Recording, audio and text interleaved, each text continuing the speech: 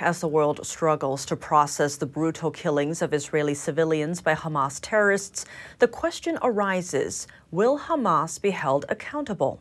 To discuss potential responses to the situation in Israel, we spoke with a rabbi who's the chair of the U.S. Commission on International Religious Freedom. Rabbi Abraham Cooper, thank you so much for joining us. Good to have you here. Nice to be back. Rabbi, the horrors of what's unfolding in Israel is being broadcasted around the world. Hamas is now threatening to execute hostages live on TV. That's in the case of unannounced Israeli strikes.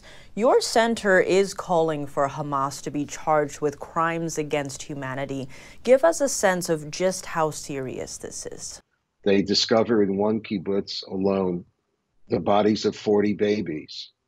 The decapitation of babies and the rest I don't even want to describe, but you have mass murder, you have kidnapping, you have mass rape. This is a very serious issue, and it is something that the international community has, both international law, international tradition, if you will, the International Criminal Court, the United Nations. There's no shortage of judicial addresses where this can be dealt with. The real issue is will there be political will on the part of any nation in order to hold Hamas terrorism accountable? That's still a big question mark. And expanding on that, we are seeing world leaders, including some members of Congress, cheering on Hamas. And as you mentioned, children are among the brutally murdered here.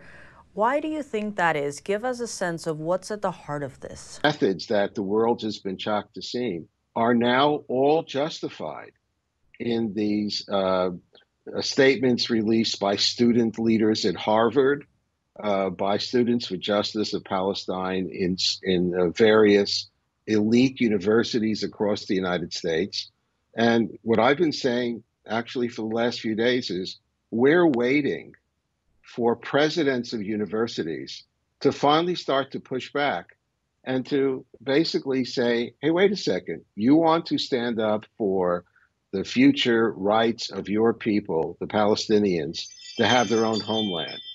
If that includes genocide along the way, you'll have to excuse the rest of us if we no longer embrace what it is you're bringing to the table. They're not hearing it from the university elite, quite the contrary. We're not hearing an outpouring from corporate America, although very interestingly, Major League Baseball now and the NBA, I think Jamie Dimon, a few others have expressed solidarity with what just happened, this horrific series of massacres. But overall, we still see a gnawing silence.